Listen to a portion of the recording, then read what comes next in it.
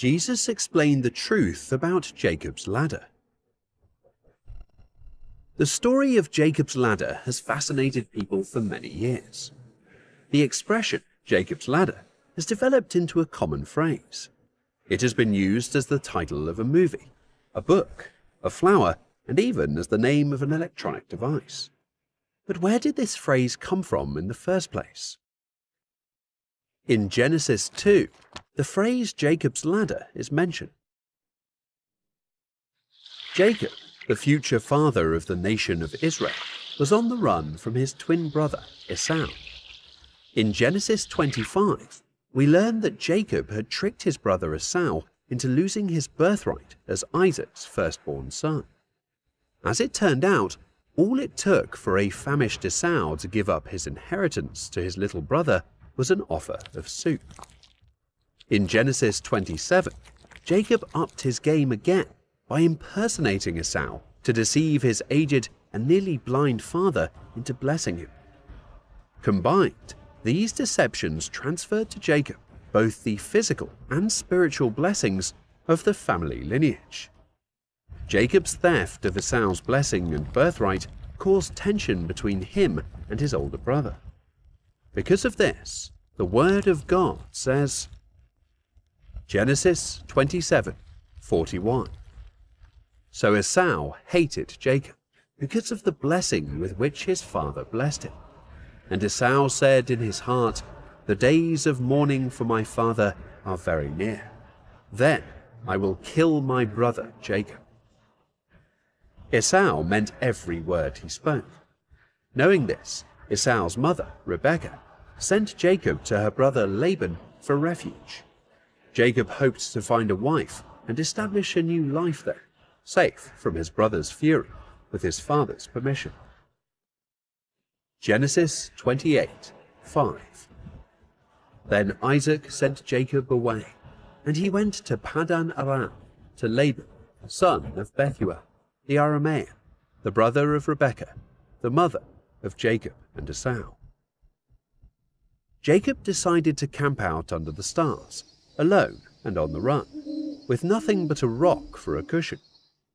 At this time, Jacob's heart was probably filled with regret for the past, loneliness in the present, and uncertainty about the future.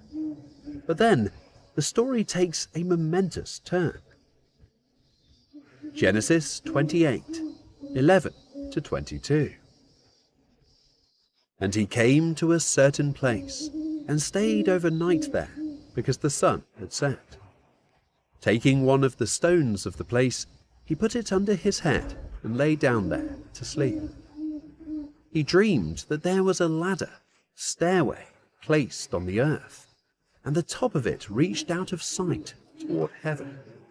And he saw the angels of God ascending and descending on it, going to and from heaven. And behold, the Lord stood above and around him, and said, I am the Lord, the God of Abraham, your father's father, and the God of Isaac. I will give to you and to your descendants the land of promise, on which you are lying. Your descendants shall be as countless as the dust of the earth, and you shall spread abroad to the west and the east, and the north and the south. And all the families, nations of the earth, shall be blessed through you and your descendants. Behold, I am with you, and will keep careful watch over you and guard you wherever you may go. And I will bring you back to this promised land, for I will not leave you until I have done what I have promised you. Then Jacob awoke from his sleep, and he said, Without any doubt, the Lord is in this place, and I did not realize it. So he was afraid and said, How fearful and awesome is this place! This is none other than the house of God, and this is the gateway to heaven. So Jacob got up early in the morning and took the stone he had put under his head, and he set it up as a pillar, that is, a monument to the vision in his dream. and he poured olive oil on the top of it to consecrate it. He named that place Bethel, the house of God.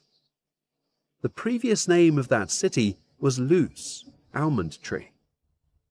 Then Jacob made a vow, promise, saying, "If God will be with me and will keep me on this journey that I take, and will give me food to eat and clothing to wear, and if he grants that I return to my father's house in safety, then the Lord will be my God.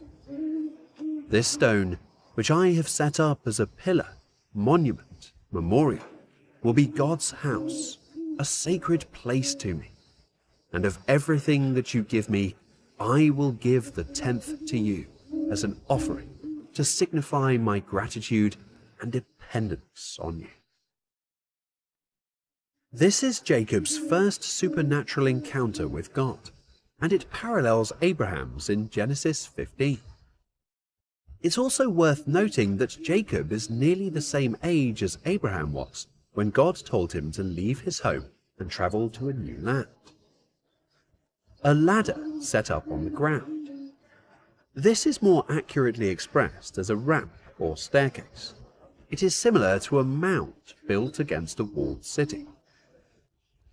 Jacob did not simply receive a vision from God, he also acquired a message from God. The word for Jacob confirmed the promise made to Abraham and Isaac. Your descendants will be like the dust of the earth, and all the peoples of the earth will be blessed through you. This is the first time Jacob has heard God's promise.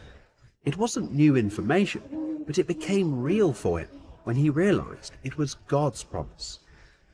When Jacob awoke from his sleep, he knew exactly what had happened. He concluded, "Surely the Lord is in this place." He concluded, "And I did not know it."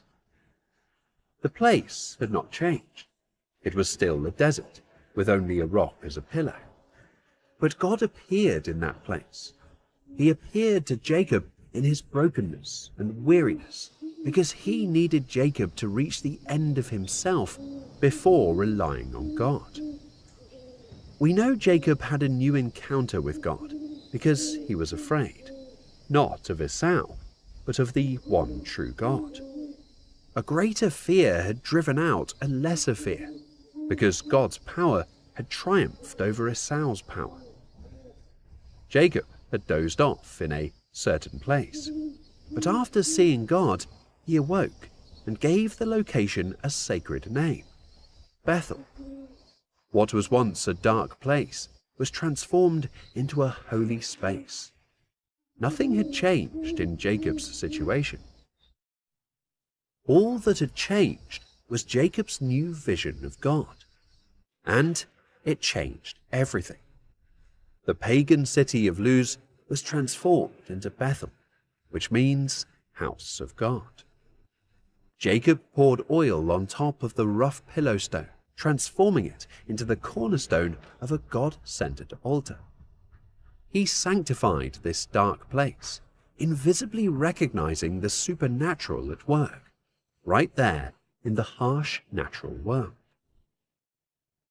Even though Jacob had pulled off the ultimate heist by claiming the family line inheritance for himself, God wanted him to understand that while he was God's chosen heir to fulfill God's promises to Abraham to multiply his descendants into a great nation that God would call his own, God was in charge, not Jacob.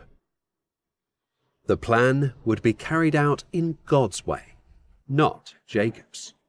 It would be some time before Jacob fully grasped this truth.